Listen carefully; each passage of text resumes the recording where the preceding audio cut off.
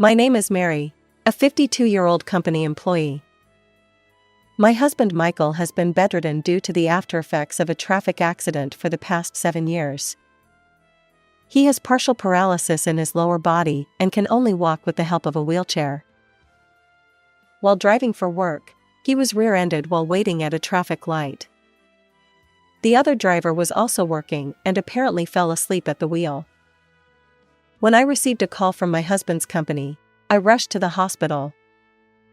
Michael was conscious and able to speak, but he mentioned that he couldn't move his legs. At that moment, I never imagined he would become completely bedridden. When the doctor explained that there might be permanent disability in his lower body, it was the first time I realized the severity of the situation. After being discharged from the hospital about 2 months later, my husband's life took a drastic turn. The most challenging aspect was dealing with the toilet. Since he couldn't walk freely, even sitting on the makeshift toilet we placed in the room was quite a struggle. However, my easygoing husband, despite lamenting his physical limitations, found joy in no longer having to work. All the expenses were covered by the other driver's company.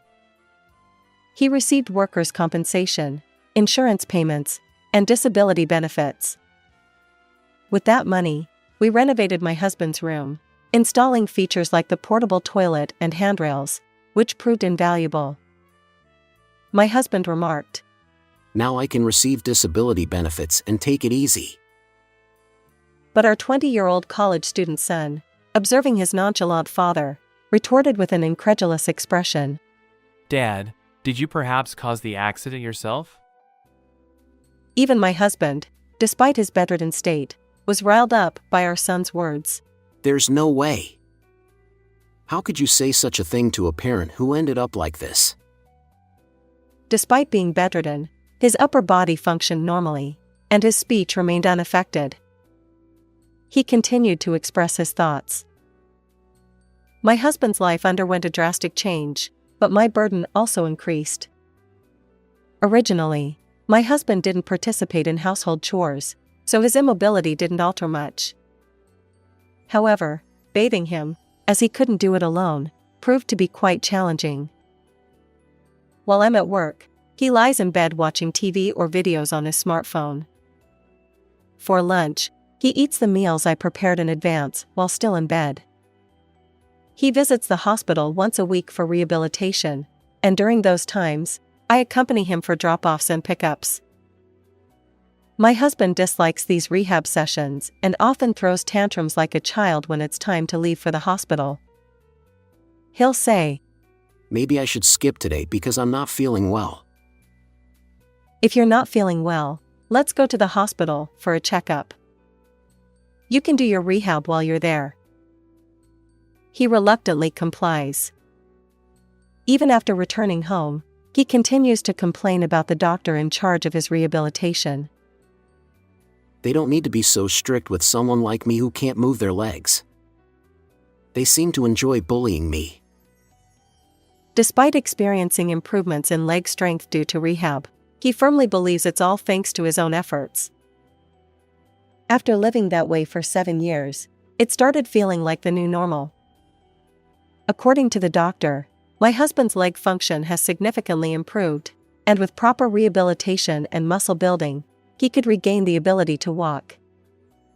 Although the doctor has conveyed the same message to my husband, he doesn't seem to find joy in his recovery. "I'm fine as I am. I don't think I'll get any better." I assumed he resisted rehabilitation because he didn't want to put in the effort. Then, my sister called me with something peculiar. She works as a lunch delivery person, and she mentioned seeing someone resembling my husband at one of her delivery destinations. This person, who looked strikingly similar to my husband, was dragging his legs while walking, and their faces matched too. I chuckled and replied to my sister, "Are you sure it wasn't just someone who looks similar? There are plenty of middle-aged men around with a similar appearance." My sister didn't seem convinced and continued, "Michael has that buzzcut hairstyle, right? It's quite unusual." Since the accident, my husband has kept his hair short for easy maintenance. Now it had grown a bit, resulting in a halfway between buzz cut and regular hairstyle. Considering my sister regularly interacts with my husband, she probably wouldn't mistake someone else for him. When my work keeps me busy and I can't prepare lunch for my husband in the morning, my sister helps by delivering meals to him. Feeling a bit uneasy, my sister made a suggestion. I have a pet surveillance camera. Shall we install it? Despite thinking it might not be necessary, my sister insisted, so I decided to ask her to go ahead with it. Actually, I also had some suspicions about my husband. His shoes, which he couldn't put on by himself due to his inability to go out alone, were left out in the entrance. Normally, when he returned, I would have him change into indoor slippers and then I put away his outdoor shoes in the shoe cabinet, so it was unusual for them to be left out. Furthermore, my husband, who typically wore casual clothes at home, suddenly expressed a desire for fashionable attire. If I set a goal to recover enough to go out wearing stylish clothes, I'll be motivated for rehabilitation. Believing in his words, I bought him some clothes. Occasionally, I noticed that he had tried them on and sometimes discarded them on the floor. Since he struggled with changing clothes on his own, I often helped him. Upon hearing my sister's story, I wondered if he had been changing into those clothes and going out. On the day my husband went for rehabilitation, I asked my sister to install a hidden camera. She had a spare key to our house because she delivered lunch to my husband, making it easy to set up the camera. The camera provided real-time footage accessible via smartphone and allowed for recording. Although I wanted to trust my husband, there were lingering suspicions, and I wanted to uncover the truth. The results became clear quite soon. 2 days after my sister installed the camera, I arrived at work and casually checked my smartphone to see how my husband was doing. To my shock, I saw him standing up alone, changing clothes. Despite his unsteady gait, he seemed oddly cheerful as he discarded his sweatpants and switched to stylish attire. After finishing his outfit change, he checked himself in the mirror, fussing over his buzz-cut hairstyle, and then left the room. Witnessing my husband like this, I was devastated, and that day, work became impossible to focus on. Since my husband's accident, I have tirelessly cared for him every day. Discovering that he was secretly going out somewhere behind my back was unforgivable. During my lunch break, I called my sister and shared my husband's behavior. Just as you suspected, Michael seems to be going out somewhere. He even hid the fact that he can change clothes by himself. My sister tried to console my distraught self. But when I considered that my husband might be visiting the woman my sister saw, anger and helplessness welled up inside me. Since the accident, I hardly had any time for myself, always tending to my husband's needs. On the other end of the phone, my sister empathized with my feelings and kindly said, Let's have a calm conversation about this.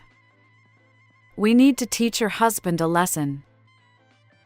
Her words brought some relief. Before hanging up, my sister emphasized, Don't confront Michael about this yet.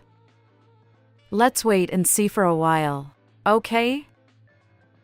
Without her warning, I might have immediately confronted my husband in anger. That evening, when I returned home, my husband was lying on the bed watching TV as if nothing had happened. Remembering his solitary efforts to change clothes and go out, anger surged within me, but I maintained a calm facade while interacting with him. Despite being unaware of the hidden camera, my husband continued dressing up and leaving the house.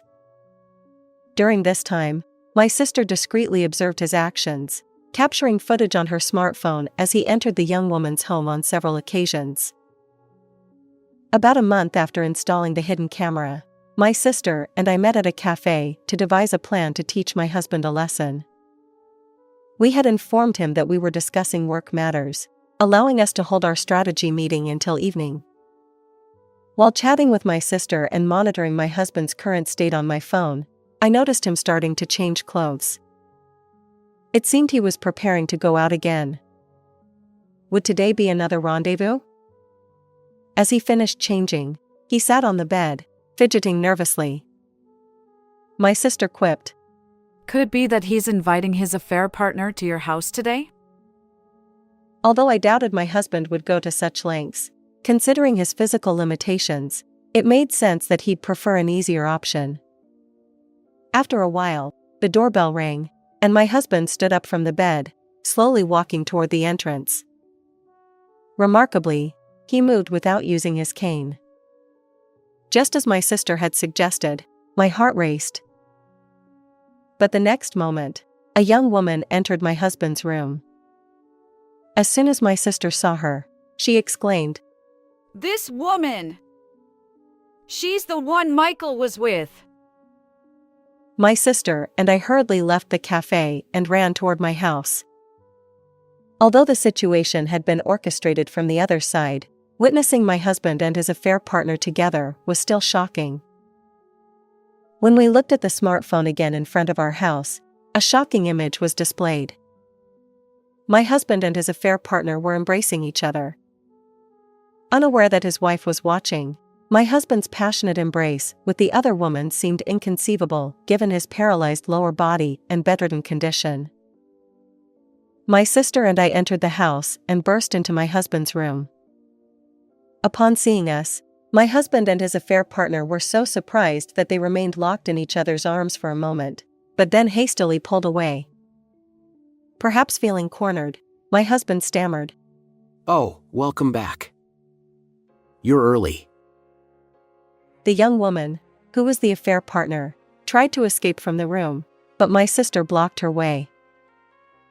I want to hear from you too, so please stay here a little longer. I retorted to my husband, who was standing up by himself. So your legs have miraculously healed? I've been completely deceived. As I spoke, my husband deliberately clutched his legs and collapsed onto the bed. He insisted, No, it's not what you think. She's a massage therapist who was helping with my leg pain. The massages improved it, but it still hurts. The affair partner nodded in agreement with my husband's story. My exasperated sister pointed at the hidden camera and scolded my husband. Everything was captured by that camera. It definitely didn't look like a massage. She exclaimed. Upon realizing the camera's presence, my husband became defensive. Installing a hidden camera is an invasion of privacy. This won't serve as evidence. He shouted, displaying an energy incongruous with his bedridden state. My sister then showed him several photos. Clear as day, they depicted my husband entering a house, warmly welcomed by his affair partner. There was another photo of my husband alighting from a taxi, walking unaided without his cane. Unable to refute the photographic evidence, my husband stared at the images. I broke the silence. Since when have you been able to walk on your own? I asked, but my husband remained silent, so his affair partner answered. About a year ago. Michael called me, saying he'd recovered and asked if we could resume our relationship. She revealed. The phrase "resume our relationship" caught my attention, so I probed further. Wait, were you two already involved before? The affair partner, seemingly resigned, divulged everything. This affair partner was a colleague of my husband's, and they had been involved for about 10 years. However, their relationship had ended once due to an accident 7 years ago. Unexpectedly, as my husband's leg condition improved, he began pressuring her to resume their relationship. From my husband's perspective, even though he doesn't have to work, he could still receive disability benefits, and with his mobility returning, perhaps he simply wanted to play around. As for the affair partner, since they had been involved from the beginning, They were familiar with each other. Truly a win-win situation. Now I've discovered that my husband, who pretended to need my care due to leg pain, had been cheating on me for 10 years. The absurdity of all the effort I put into caring for such a terrible man left me speechless, almost wanting to laugh. In my stunned silence, my sister stepped in and berated my husband. Spare me, Michael! Do you have any idea how difficult it's been for Mary since your accident? My husband remained silent, frozen on the bed. The affair partner, perhaps thinking she was no longer needed, said, I'll leave now. Don't worry, I won't be involved with this man anymore. It was a hassle dealing with his complaints about pain everywhere. As she tried to leave the room, I grabbed her hand and retorted, Since this man is a nuisance to me as well, could you take him away? Of course. You will also pay me proper compensation. With a determined expression, I locked eyes with the affair partner, who seemed to realize I was serious, and she fled the house in fear. Left behind, my husband sensed my determination and pleaded with desperate eyes. I was wrong. Please don't abandon me. I apologize. My sister, smirking, shot back. Since your body has fully recovered, you can live on your own, right? To my tearful husband, I added, We'll definitely get a divorce, but you'll also pay the appropriate compensation. In a panic, my husband leaped off the bed, clung to me, and knelt down to apologize. He bent his legs, which were supposed to be immobile, revealing perfectly functioning knees. His legs had indeed healed long ago. Afterward, I moved out and began living in an apartment. My college student son had already moved out and was living on his own, but when I explained the divorce situation to him, he understood. Although he occasionally helped take care of my husband in my place, seeing my husband suddenly stand up alone made him suspicious. However, he never imagined that his father had been deceiving his mother and having an affair, so he was furious when he learned the truth. In addition to discussing the divorce, I involved a lawyer to handle the issue of compensation. My husband, who had been receiving disability benefits despite his healed legs, faced further complications. He was not only required to pay me alimony but also had to return the disability benefits. Although he wasn't working, he had received substantial insurance payouts after the accident, so he had some assets. I ensured that I received proper compensation and a fair share of our marital property. According to the lawyer, my husband claimed he would start working again, but after 7 years of idleness, what could he really achieve now? He sowed the seeds of his own actions, and it was time for him to face the consequences. After parting ways with my husband and starting to live alone, I've been enjoying my newfound free time.